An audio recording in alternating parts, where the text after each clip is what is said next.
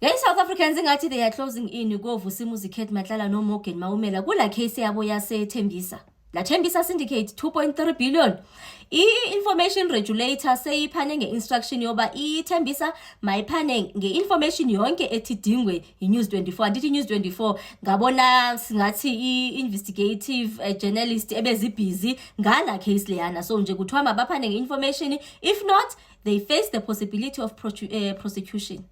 Sisathatha ngoVusimuzi Kate Matlala bafethu namhlanje nge-15 kaJune 2026 bebebuyele ecourt futhi i-defense nithetha bona uVusimuzi Kate Matlala banokusola ingathi i-state asibanikezanga ama-cards waba waphelelanga bawabekanga wonke ama-cards. Ndinayo into ethi noba i-defense ikhona ama-cards basawabambile nje. So i-defense yona ithi nje icela into yoba mayinikezwe yonke into so that bazokwazi ukuzilungiselela pheleleyo since i-trial yabo iqala ngoJuly.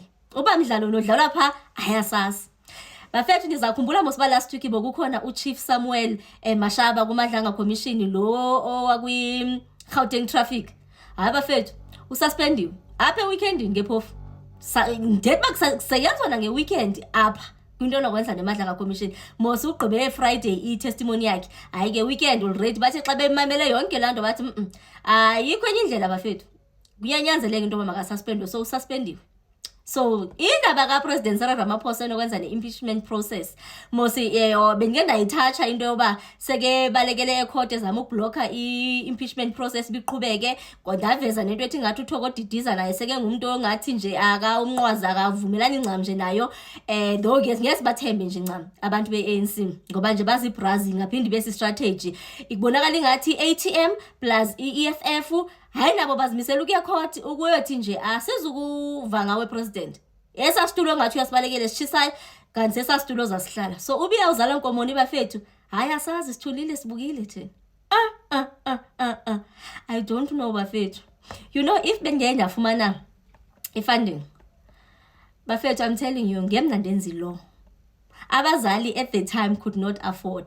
And because mina ndivele umamami eyititshala I did not qualify for ezi ama bursaries lana I didn't. And pofke bafethu bafethu ngathi segazini kumlento nokwenza nelo. It gives me andiyazi but ndiyayithanda into edlalela lapha ecourt. And bakhona abanye abacingela into yoba ndinento kwenza nobugqwetha. I'm very far from that.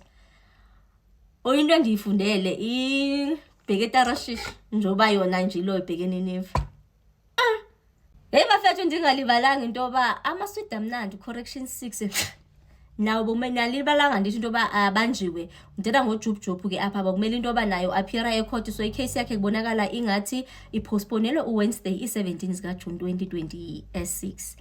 Hey ayiwandi yozala Nkomoni but igqwethelela lamba ngo2026. Hayi bafethu maliyeke malitshintshe profession.